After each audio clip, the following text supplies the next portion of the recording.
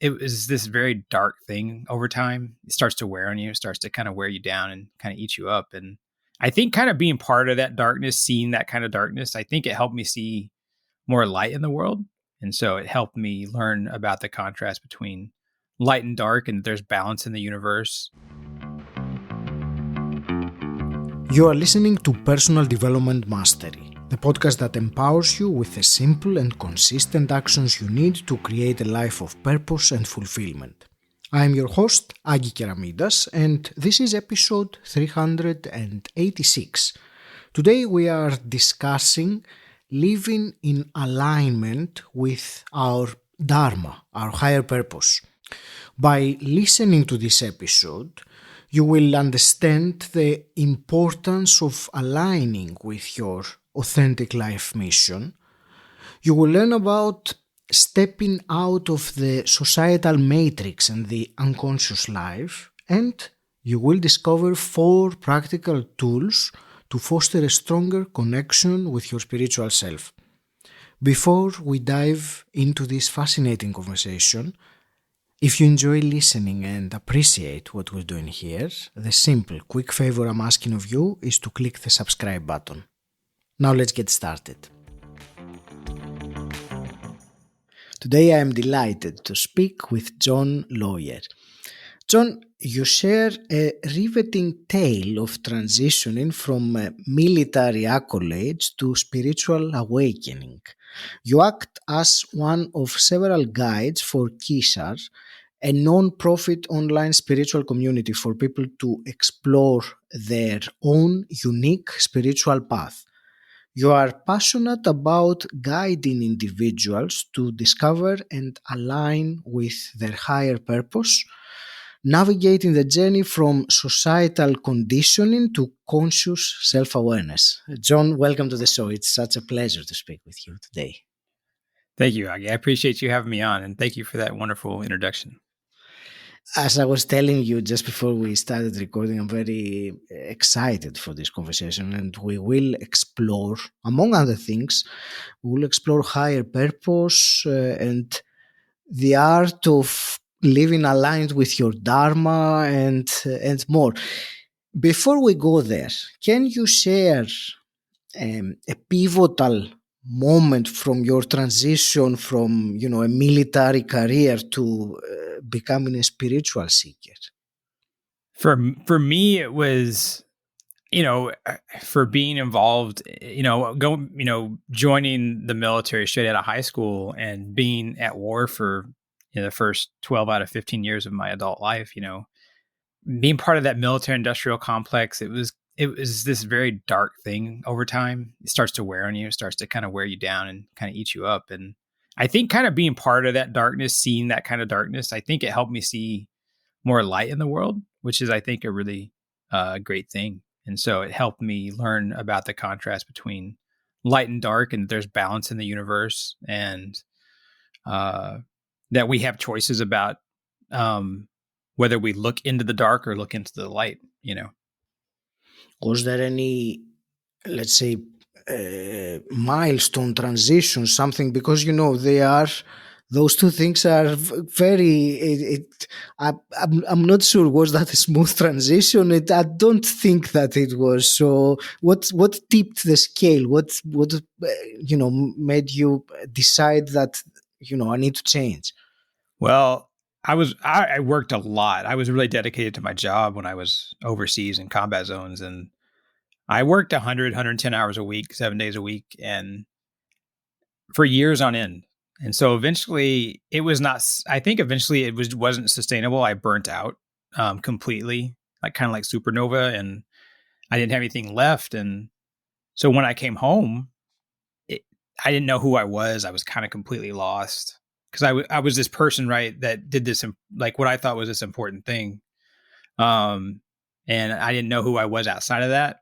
And I was kind of addicted to war, the like excitement and adrenaline of it all.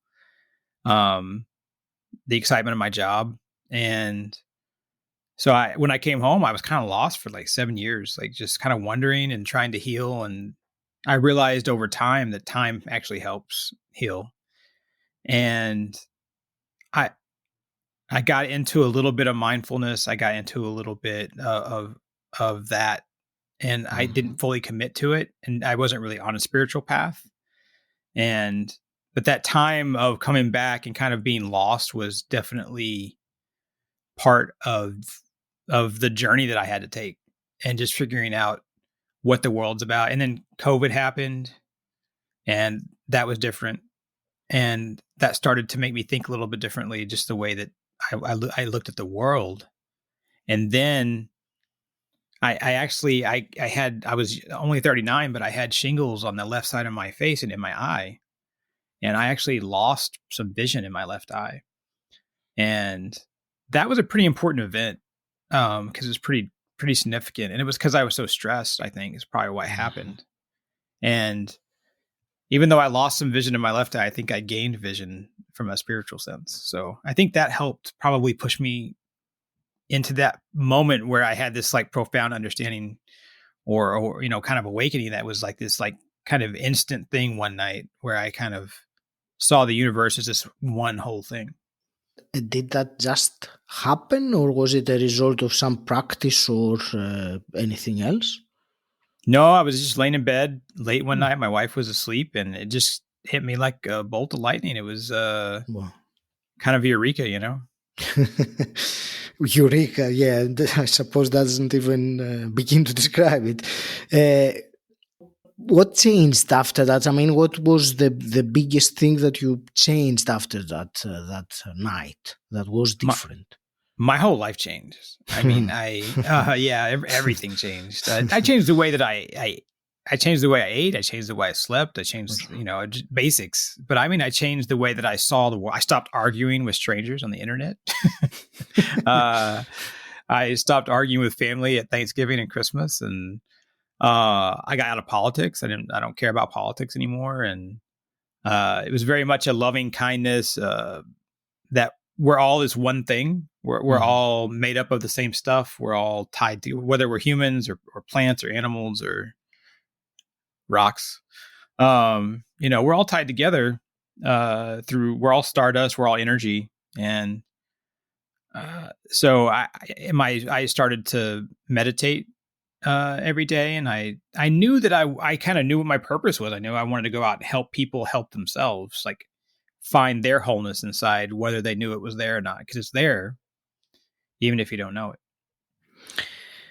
it. Thank you. And you said purpose. So, John, let's talk about Dharma then, our higher purpose, and knowing what it is. I suppose it's a good starting point for this conversation. So, tell me a bit more about this. I think we, I think each of us has a unique higher purpose in this universe, in this world. I think that it can change over the course of our lives. And I think the first question we have to ask ourselves is, do we know what that purpose is? Exactly. And some people say, well, I don't know what it is. And how do I find it? There's different ways. Like, what do you love to do? What do you need to do? What do you want to do? What do you get excited about waking up and doing the next day? What's that? Maybe other people can help tell you what lights you up when you're doing it. And then when you know what it is, if you have, even if you just have an essence of it, is that higher purpose, that Dharma, aligned with how you're living your life every day? Is it aligned with your day to day routines and habits? Is it aligned with your job? That's a huge one, right? Is my purpose aligned with what I'm doing for work? Because we spend so much time working. Because suddenly, if you're working in something that's aligned with your higher purpose, then you're happy about it. You're joyful. You're like, oh, I get to go to work.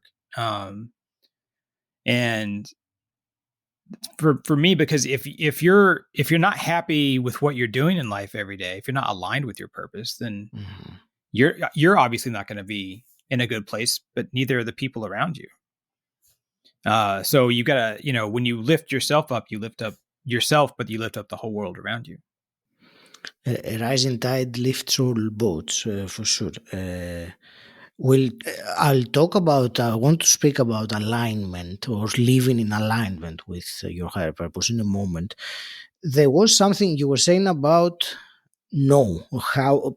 So, my question was, how do we know that we actually know that this is the higher purpose? You did mention some, following your what lights you up, you said, and things like that.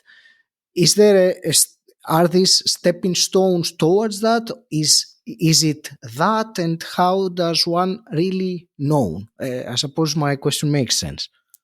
No, it does.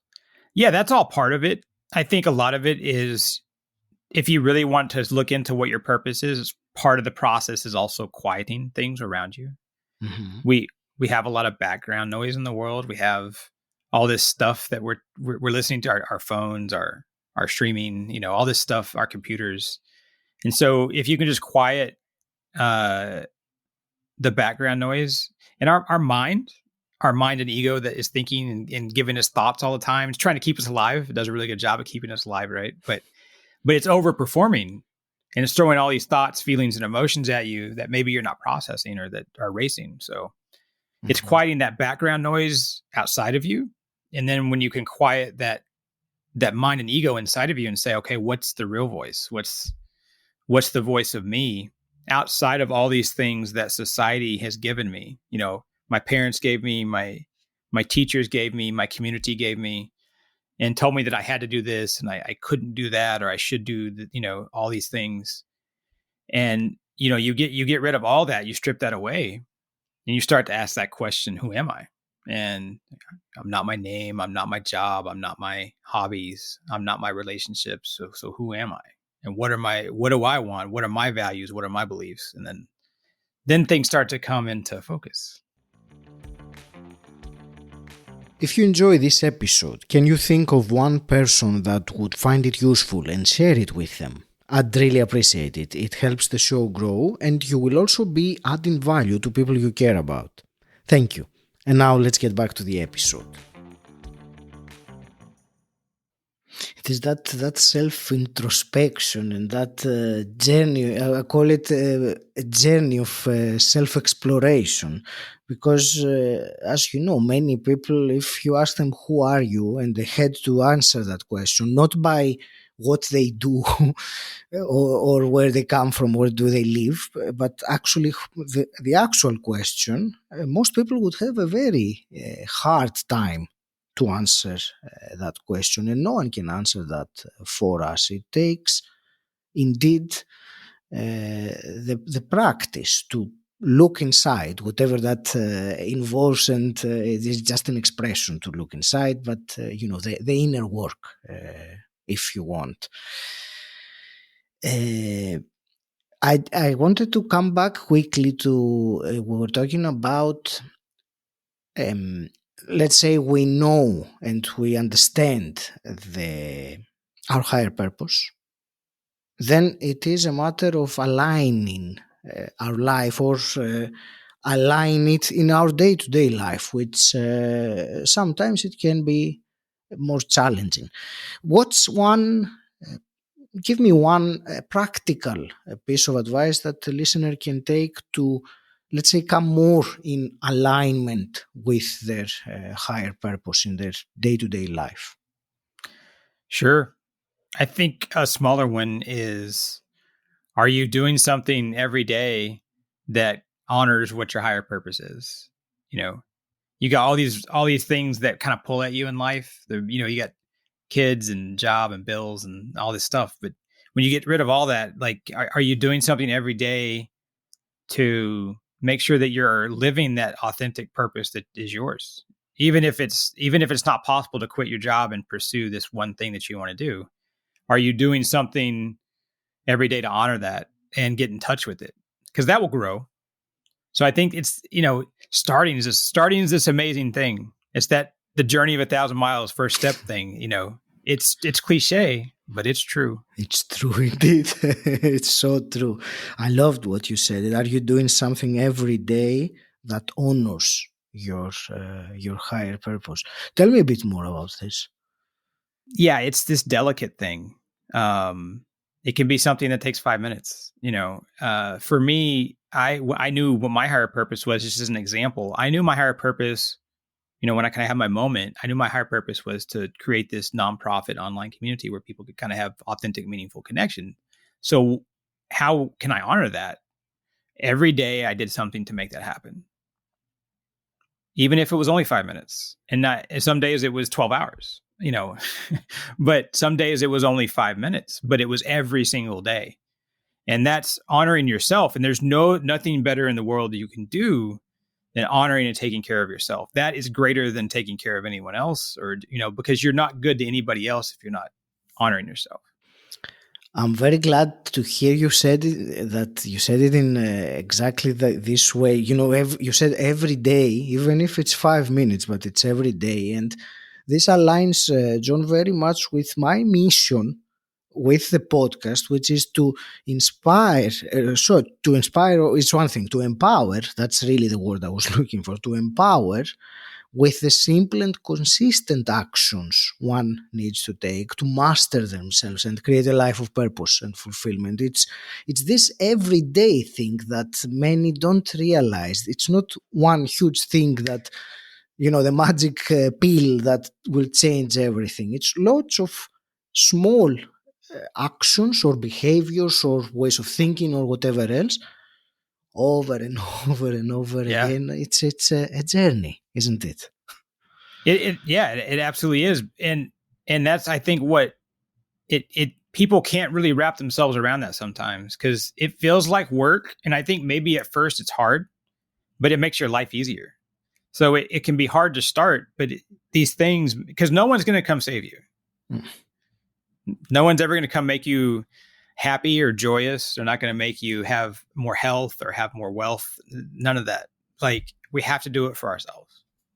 And that's a big realization for many people, to assume responsibility, ownership of the life, that we are not, life is not happening to us like we are, something that moves around at the whims of life. It is, we are creators of it. Talking about this, let me ask you, I heard you talk about the stream of unconsciousness and society's pull into that. You mentioned something earlier before, but tell me a little bit more about the importance of understanding what this is, and realizing that maybe we are in it. Not maybe, we are in it. Yeah, the stream of unconsciousness is this idea. That's what I call it. But it's like society has all these things they want you to be and do.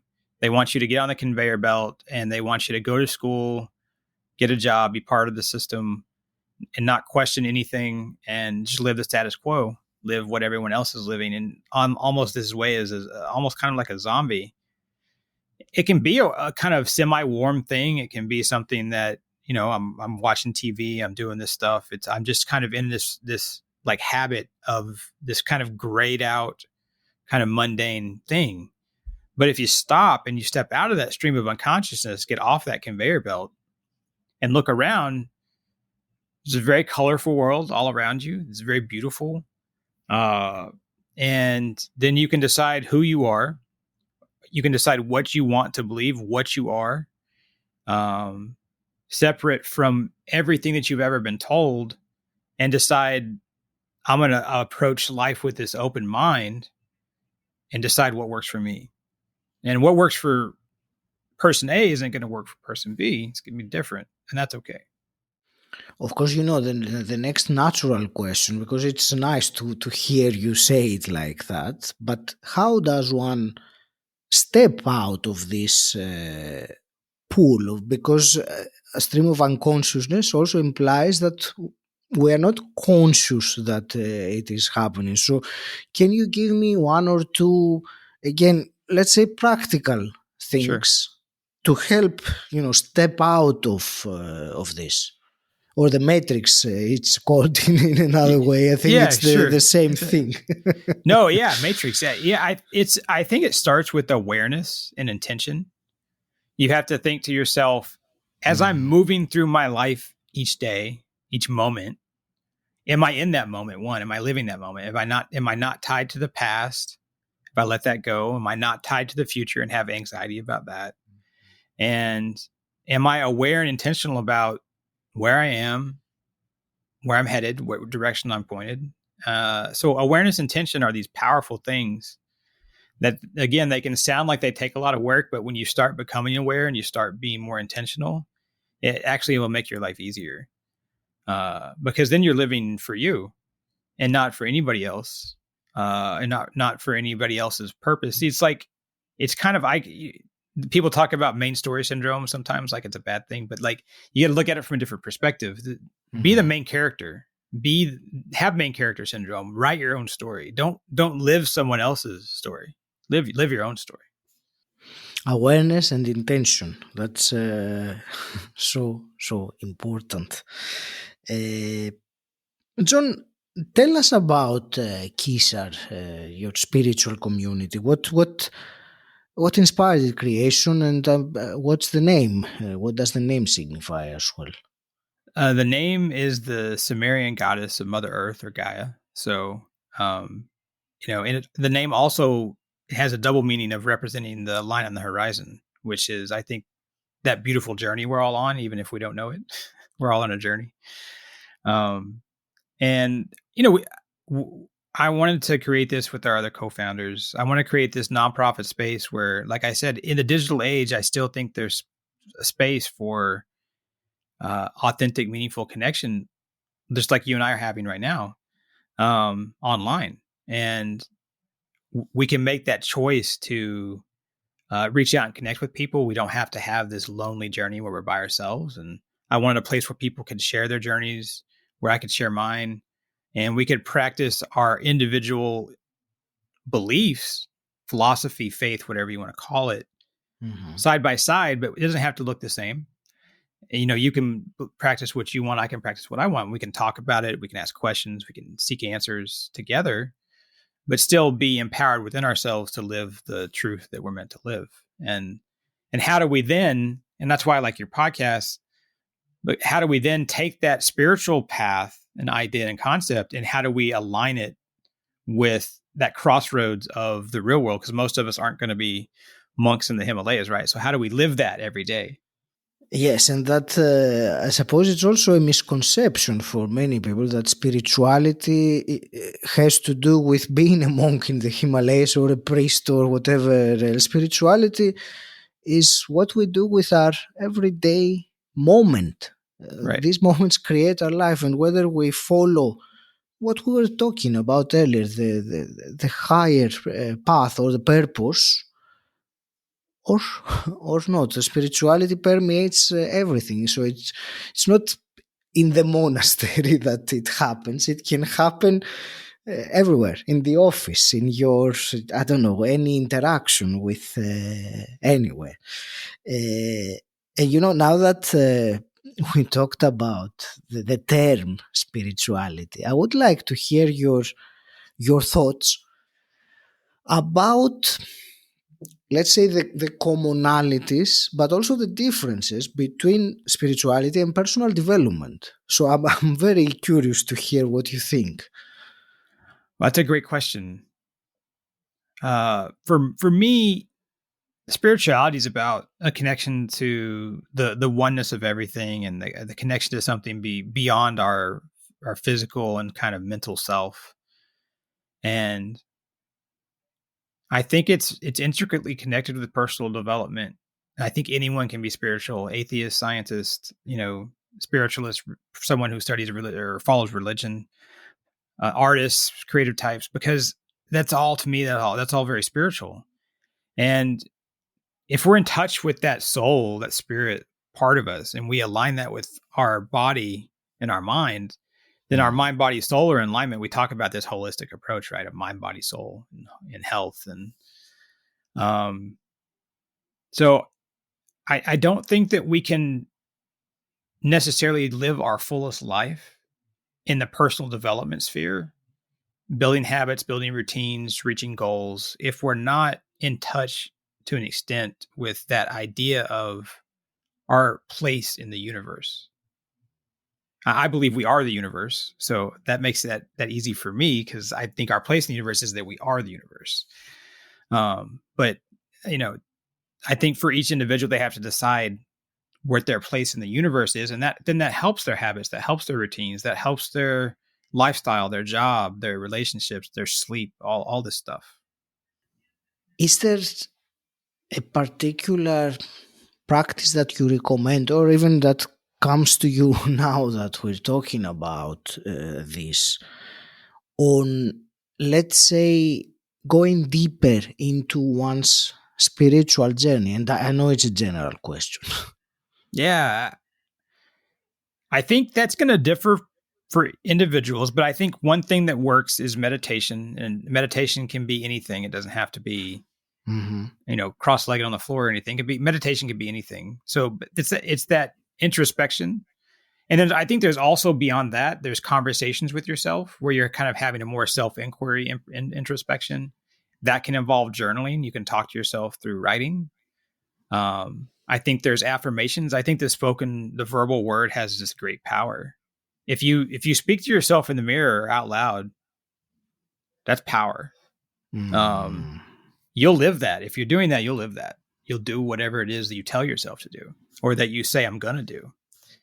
And so there's, I think building a ritual or building a routine or a habit, that ties you in, all spiritual, all ritual is this bridge between our concrete existence and our spiritual self, that self with a capital S. So, but those are some ideas that people can start with. Thank you. And I really liked, and I will take it back, because you mentioned, meditation, journaling, mirror work, but it was the routine, that repetition of it. We were talking earlier about, you said do it every day, even 5 minutes. And I was saying, the simple, consistent actions. It is, somehow I felt like I needed to emphasize that for one more time, because it is so important.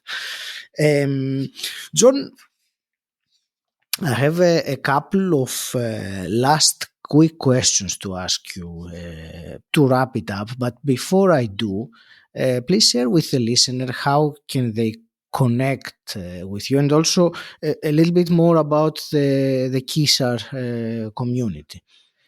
Sure. We're a nonprofit spiritual community online where people can kind of come and have conversations with each other. We have events, and there's meditations and teachings, and people can kind of take what they want, and also offer individual spiritual guidance and coaching as well. It's a warm place, and it's friendly. It's at kishar.org. It's KISHAR.org. And that's kind of the entrance to the community and stuff. And they can find our socials. We have a pretty cool YouTube channel as well. So that's who we are. That's great. Thank you. And so there are two quick fire questions that now that I'm thinking about it, and I will share this with you. I don't usually share that, but I have been, now that I think about it, I have been asking these questions for almost 4 years now, and they kind of remained at the end of the podcast. So that's just my own self-reflection now that I realize it. And the first one is, what does personal development mean to you? It means taking care of myself and being there for myself and loving myself. I think it's about being the best version of myself that I can be for myself.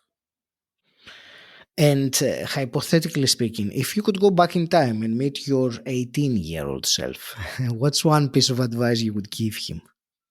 Oh, that's a great question. I would say keep being kind and follow your natural universal intuition. That's great. John, I want to thank you very much from my heart for this wonderful conversation we had today. I believe, apart from, it was very enjoyable, but apart from that, I believe there were some deep and important messages that went through. Some, I'm delighted that we had that. I want to wish you all the very best with your mission and your fulfilling your higher purpose. before we to conclude, I would like to end with some parting wisdom or something actionable emerging from the conversation, because I always believe it is good to actions are the things that will change, not the theory. So what's one piece of advice or one simple practice that the listener can incorporate into their life today or tomorrow? I would say slow things down. You have more time than you think. So use that time. Don't chase perfection, and love yourself. And before I end today's episode, an open invitation to you listening right now. I invite you to find me on social media and send me a direct message about anything you prefer. You can tell me who your favorite guest has been so far, or who you would like me to interview next, or what topic you would like to hear. So drop me a line and I look forward to chatting with you. Until next time, stand out, don't fit in,